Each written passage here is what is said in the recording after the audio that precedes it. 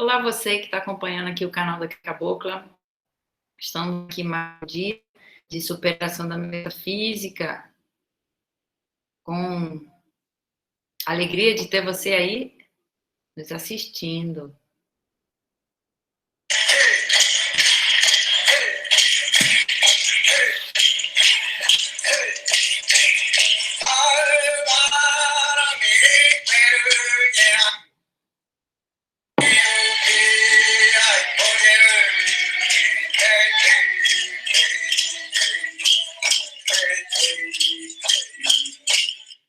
Bom, essa aula pretende ser a versão estendida de uma tese que a gente apresentou no vídeo aqui no canal de 1 minuto, que é o que aponta a possibilidade da gente refletir sobre como fazer filosofia na época nossa, que é uma época em que os ecossistemas estão entrando em falência e onde o apocalipse se mostra como uma tendência cada vez mais conjuntural, né? Uma vez que a Mãe Terra vem sido ofendida em sua essência e pouco a gente consegue fazer contra isso. Nós, enquanto humanidade, perdemos a batalha para o processo de colonização que esmagou as possibilidades de cuidado que tanto os povos da Terra mantêm e vem mantido, né, desde antes da invasão. Bom, para rodar um pouco a baiana e falar o que a gente veio fazer de fato, é o seguinte: a filosofia nasceu, a princípio, com Sócrates, né? A gente tem essa figura, pode ser que foi com Pitágoras, mas a gente não tem comprovação disso, então, o que a história da filosofia considera que foi com Sócrates. Com Sócrates e com a cultura grega, né? A cultura falocêntrica, da pederastia, que não desfaz a sua potência, uma vez que também está aliada ao teatro, à poesia, às leis, né, à política, à criação de tudo aquilo que a gente convencionou dizer que é o fundamento da civilização europeia. E a gente convencionou a tomar como ideal a ser alcançado pela academia. Lutar contra isso é desnecessário, uma vez que a gente já está enraizado nesse modo de ser. Então, o que a gente pretende aqui é mostrar como que a gente não tem que lutar contra a colonização, mas fundamentar um novo modo de ser, a partir do qual os ancestrais vêm a ser o futuro, como bem considerou Ailton Krenak. Essa frase me fez pensar muito, a frase do líder Krenak, Ailton Krenak, que considera que os ancestrais são o futuro. E aí a gente tem futuro aonde? A gente tem o futuro no canto, a gente tem o futuro na medida em que a gente olha uma árvore e aprende a ouvir a árvore, na medida em que a gente olha o céu e aprende a ouvir o céu, né? Os ancestrais, eles se anunciam nessa forma de ser, que em grego chama physis. A gente convencionou dizer natureza, eu não gosto da palavra natureza, porque ela destaca, já no latim, uma oposição entre natureza e cultura. E é justamente contra isso que a gente luta. A gente não luta contra uma cultura específica, a gente luta contra uma concepção que considera que natureza e cultura se opõem. A gente tem nos povos da Terra uma relação de harmonia que nem considera oposição, né? O ser humano, ele é onça, na medida em que é potência, na medida em que se realiza como escuta dessas entidades que são os ancestrais que se anunciam no futuro, mas que é um futuro já mediado pela arte. Então, a nossa apresentação de hoje busca se situar esse modo de ser para o qual nos aponta Platão, mas preciso considerar assim, qual é o Platão sobre o qual a gente fala? Platão é o autor com o qual eu mais mantive contato, né, na minha existência enquanto pesquisadora. São 25 anos de leitura das obras de Platão. E cada hora que eu leio, me surge uma nova perspectiva sobre aquilo que esse filósofo estava falando. Hoje, eu considero que ele estava lutando contra aquilo que o condicionou a ser filósofo. Platão, né, esse ser enigmático, que foi discípulo de Sócrates, que talvez em função daquilo que Sócrates lhe ensinou, tenha saído de um ser trágico em proveito de um ser ascético, mas que justamente na possibilidade de superar o asceticismo ao qual ele era convocado a ser, fez uma filosofia que talvez possa superar esse ceticismo. Vou explicar o que isso quer dizer. Lendo a República, né, o livro 5, precisamente da República, eu considerei muito interessante a fala que destaca o poder ser da nudez feminina. Então, Platão fala que para uma cidade ser bem governada, para que possa nascer na cidade, na polis, os guardiões da República, é preciso que haja governança feminina e é preciso que haja nudez feminina. Pode parecer muito estranho você falar em nudez feminina para um povo que não conhece a nudez, mas a nudez feminina faz parte do cotidiano de nós brasileiros. São as mulheres indígenas que estão nuas por conta da essência de ser junto à terra, né? O carnaval carioca, que talvez traga nudez como ostentação, mas que também traz a possibilidade de que, quando a gente fala nudez no carnaval, a gente possa não esconder a fragilidade que são as mulheres e que conseguem superar, não a fragilidade, porque a fragilidade permanece, mas conseguem superar por instantes de alegria e de folia a condição de ser subjugada por uma sociedade machista, falocêntrica, e desqualifica o ato de fala das mulheres, sobretudo negras. Então, será que nesse ato que é ser nua no carnaval se dá uma possibilidade de superação de uma condição de subserviência? E será que essa superação, se é de fato acontecida, ela pode ser estendida para todos os dias do ano? Essa é a nossa hipótese, né?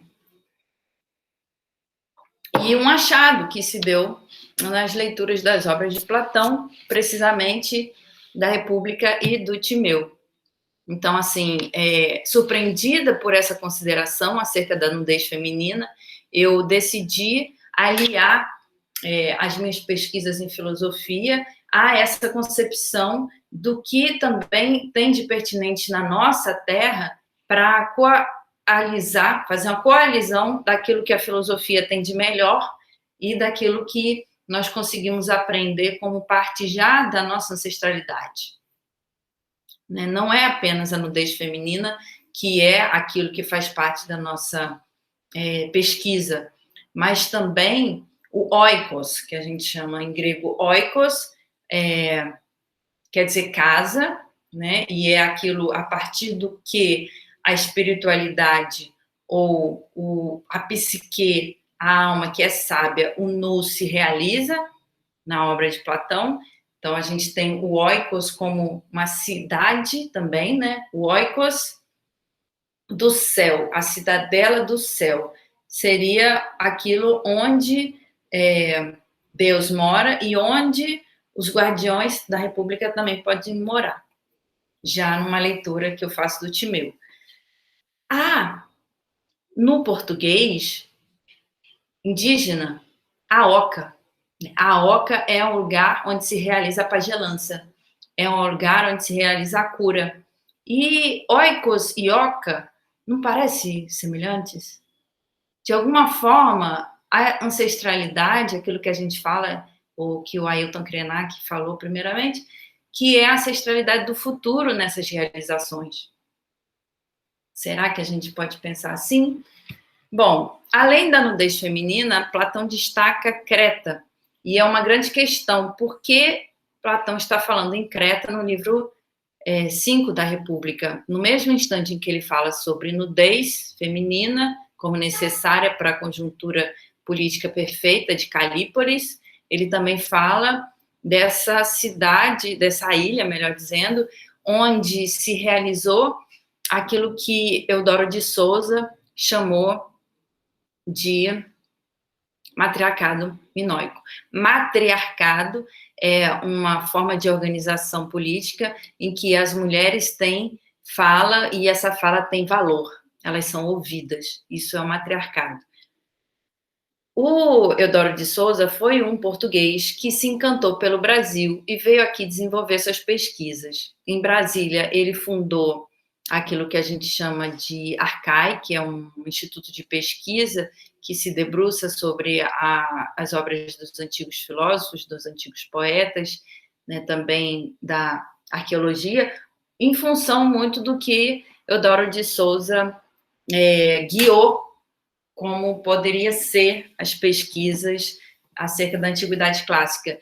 E é de Eudoro de Souza essa pressuposição de que em Creta se realizaram primeiramente os deuses gregos que posteriormente vieram ser gregos, porque em Creta, na época do matriarcado minoico, a gente não tinha ainda civilização. O que a gente tinha era talvez um grande carnaval, onde as mulheres, como vocês podem ver nessas imagens, usavam roupas fantásticas, de umas cores sublimes, e faziam rituais onde elas podiam ser felizes. E isso que eu gostaria de destacar.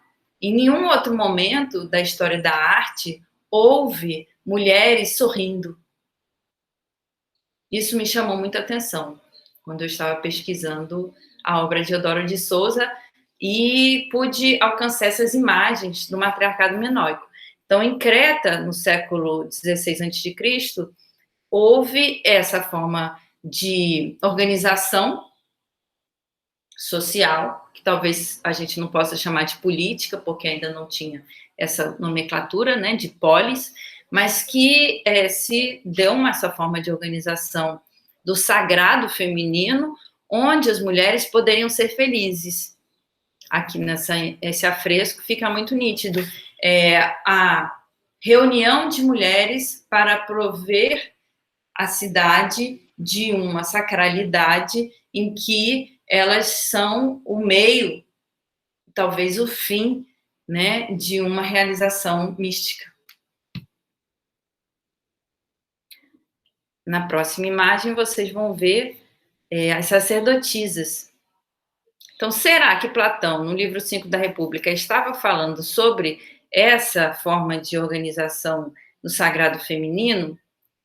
Vocês podem ver a principal característica dessas mulheres que se colocam talvez como sacerdotisas é o seio desnudo, né? A possibilidade de estar afinado com um ser mamífero, né? A palavra mamífero vem de mama, quer dizer seio, e fero é portar. Mamífero é quem porta seios. No livro 5, vocês podem encontrar no passo 452C9 essa ideia bastante polêmica. Primeiro, é dito que o modo de vida dos habitantes da polis deve ser semelhante ao das cretenses no que tange a nudez. Segundo, é dito que esse modo de ser deve ser de acordo com a natureza. Tradução para catafísis. Catafísio, que está destacado no passo que a gente destacou, do passo 456C.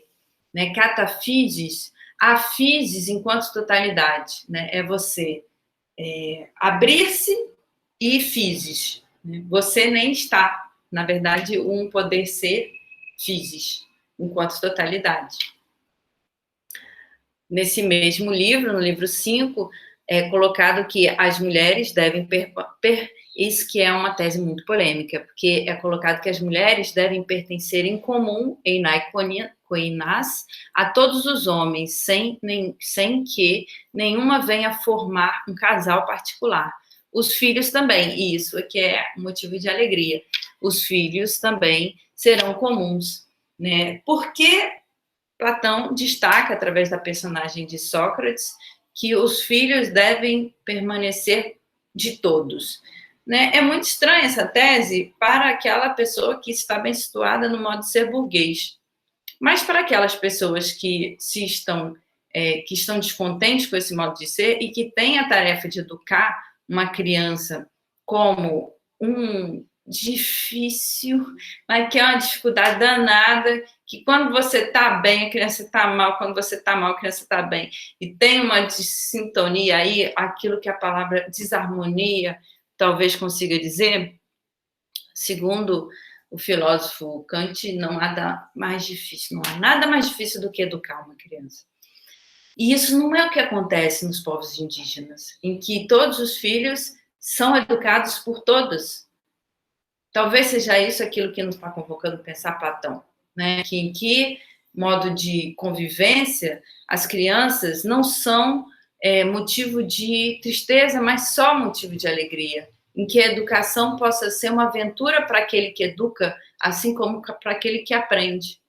Aí as crianças não são vistas como propriedade, mas como poder ser em função da physis também. A tese polêmica é que Platão fala que nem o pai conhecerá o filho, nem o filho seu pai. Né? As ligações de estreitamento familiar são abolidas. Acredito eu que ele só pode estar falando desse modo de ser convivência em que a gente tem nas tribos indígenas um espelho muito oportuno, né? Em que a lei ela não se dá para uma família específica, a lei se dá para todos e a convivência é de todos por todos.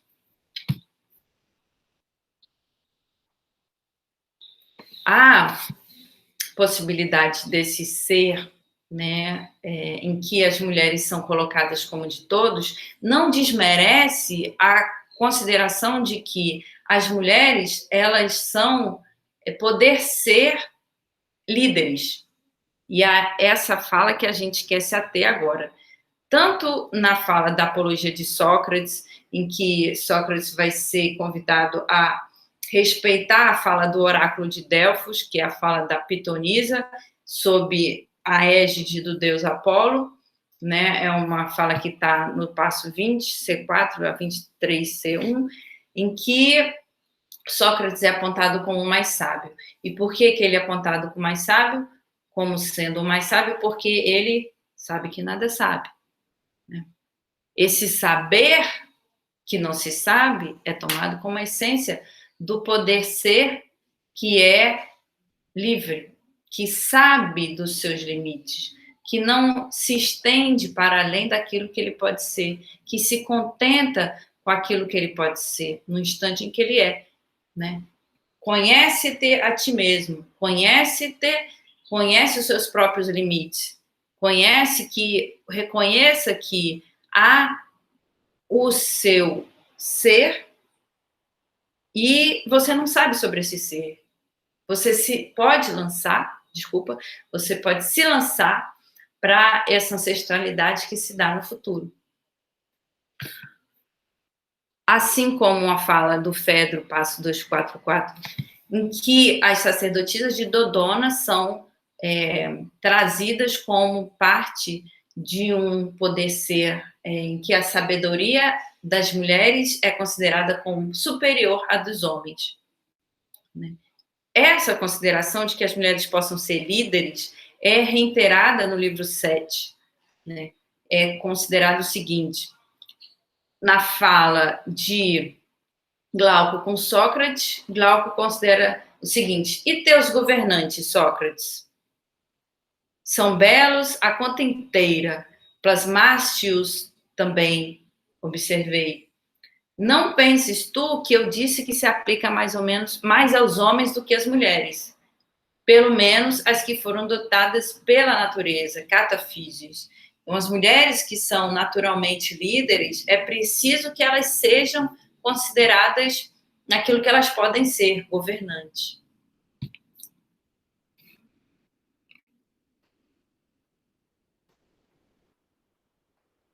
E aqui a gente tem isso que já acontece na cultura brasileira, em que a gente pode, inclusive, pensar como que aconteceu, né, esse poder ser rainha de escola de samba, esse poder ser porta-bandeira, esse poder ser nua e sem vergonha, com a franga solta, e que isso possa nos lembrar um pouquinho desse saber fundamental, que é o espaço que se pode dar para a mulher exercer o seu poder ser de uma forma magistral, né? Isso que a gente conhece no Carnaval Carioca, certamente é muito parecido com aquilo que Platão nos convoca a pensar no âmbito dessa nudez feminina enquanto capaz de ser liderança segundo a Físis.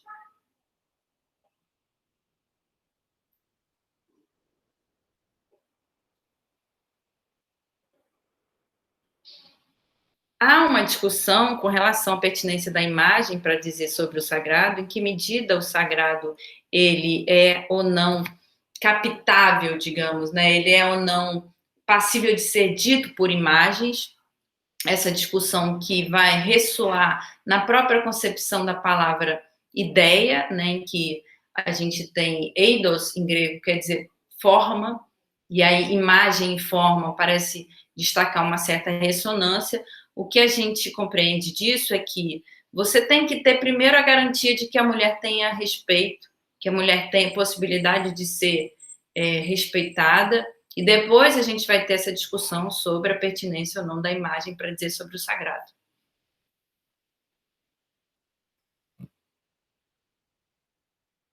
Então, aqui a gente tem a sobreposição de imagens de uma sacerdotisa, na verdade, de Tera, que a gente pode descobrir na medida em que ela está com os seios tampados, as sacerdotisas de Creta, né? Tera é uma ilha, Creta é outra ilha. Na ilha de Tera, a gente tem uma variação desse modo de ser artístico, né? Desse modo de ser, que a gente pode dizer, com respeito ao sagrado feminino, que é com os seios tampados. Aqui a gente tem uma sambista da escola de samba, mostrando aí o que veio, o que pode ser. E a gente destaca aqui também outra imagem, que é a sobreposição para fazer pensar em que medida a gente tem aqui no Brasil uma ressonância de um poder ser, não de acordo com aquilo que a metafísica considerou certo, mas justamente quebrando isso que a metafísica considerou certo, em proveito de uma alegria que possa renascer mais forte nessa terra, em proveito de uma superação da decadência que, a princípio, pode sim ter sido colocada em movimento em virtude de um elogio de um conhecimento desconexo com a natureza. E é justamente isso que talvez Platão quisesse superar, essa desconexão do saber e da natureza é muito danosa. Ela talvez tenha nos levado à situação em que a gente está agora, de falência dos ecossistemas. E para a gente superar essa tendência, parece que inequívoca, né? Essa tendência de ir ladeira abaixo para o fim das calotas polares, por exemplo, né? O degelo das calotas polares com certeza anuncia aí a falta do oikos, da oca, dos esquimós, né? Além do que o aquecimento global. Então, isso que a gente sabe, seja a partir dos jornais, seja a partir de uma experiência tátil, né, de corpo que conhece e que se dá enquanto aberto para isso que é uma consciência da natureza se fazendo presente, a gente pode saber que é preciso uma revolução. A palavra revolução, ela na verdade anuncia um processo da natureza, que é a revolução solar. Você tem a revolução dos astros, né? Em grego, periodós, o Sol ele faz uma revolução na medida em que ele percorre o céu. As estrelas fazem revoluções na medida em que percorrem o céu. E as passistas da escola de samba fazem uma revolução na medida em que elas percorrem a Sapucaí. e podem anunciar um novo modo de ser, que é um modo de ser com respeito ao sagrado feminino. A gente tem ainda na obra de Platão uma discussão sobre quem é esse Eros, né? O Eros, ele serve à filosofia, né? Ou a filosofia serve ao Eros, melhor dizendo, a filosofia serve ao Eros, né? Lá no banquete vai ter destaque essa entidade, que é considerada o Metaxus, que a gente, numa outra live, considerou muito semelhante ao acontecimento de Exu. Eros e Exu são semelhantes na medida em que nas religiões afrodescendentes você também tem esse ser Laroye, que nos coloca em sintonia com a encruzilhada, que nos coloca em sintonia com os outros orixás e que pode nos saber ser em sintonia com esse poder ser que é com respeito à natureza. Para terminar, eu queria considerar aí uma frase que está numa obra chamada O Menexen, né, que onde uma personagem feminina é dada a fala, talvez ela seja aí uma precursora disso que a gente coloca como a rainha da escola de samba, que foi a Aspásia. A Aspásia, ela foi casada com Péricles numa época em que se deu a grande revolução da Grécia antiga, que permitiu o nascimento da Magna Grécia. A Aspásia tem a seguinte consideração: é preciso se alegrar quando o fraco ganha e é preciso ficar triste quando o forte ganha. Isso numa escola de samba é muito estranho, né? Você ficar feliz quando o fraco ganha e ficar triste quando o forte ganha. É estranho falar isso, na medida em que cada um tem uma escola de samba do coração. Por exemplo, eu gosto muito da Beija-Flor, sem desfazer do Poder Ser da Portela e sem desfazer do meu amor pela Mangueira. Mas reconheço que são escolas de samba que já vêm aí de uma tradição de força, de garra, né? E aí você fica feliz se elas perdem, é estranho. Mas essa fala da Aspásia ressoa no coração no sentido de que não é possível a gente ficar feliz quando o forte ganha, se o fraco perde. É também responsabilidade da escola de samba, que já está há muito tempo vitoriosa, saber ceder para aquela escola de samba que não tem tanta força, não tem tanta remuneração, apesar de que hoje a gente sabe que todas as escolas de samba estão sem remuneração em função de 4 anos sobre a governança na prefeitura, daquele prefeito que Deus o tenha, ainda não, mas não sei se vai ter no futuro, né? Aquele cri demais. Mas hoje a gente está se abrindo para o novo poder ser, com certeza em 2022, desculpa, a gente vai ter essa possibilidade aí de carnaval de novo nas ruas. A frase é preciso estar em sintonia com o poder ser, em que o mais forte ele não se vê fragilizado em função do fraco, né? O forte ele pode ser forte independente de vencer o fraco. É preciso que o forte tenha humildade para permitir que o fraco tenha lugar. Não é assim nessa conjuntura que a gente conhece na divisão mundial do trabalho, enquanto os países que foram responsáveis pelas atrocidades que foi a colonização continuam regendo os ditames daquilo que tem que ser ou não tem que ser, sobretudo no quesito considerações ecológicas, enquanto os países que são considerados por essa conjuntura periférica permanecem sem poder de escuta, não é isso que está acontecendo? Quando a gente vai conseguir fazer com que os povos indígenas tenham finalmente lugar de fala no Congresso Nacional?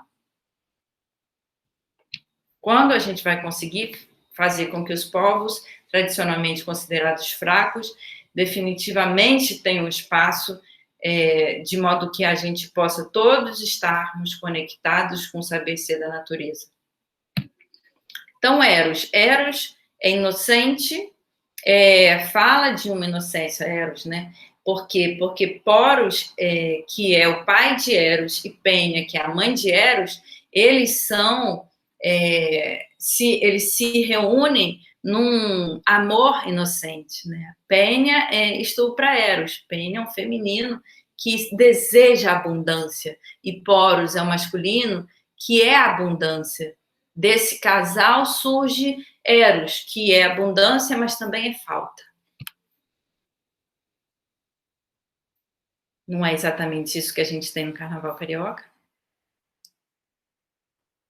Bom, é sobre isso que a gente queria falar hoje. A gente vai estender um pouco essa fala na live de depois de amanhã, no Conversações Filosóficas, do meu grande amigo Caio Souto. A sábado, então, 7 da noite, estamos juntos, juntas e juntos. Espero vocês lá. Vou colocar nas descrições novamente o convite para sábado, dia 10 de julho, estarmos pensando tudo isso de novo. Beijo no coração.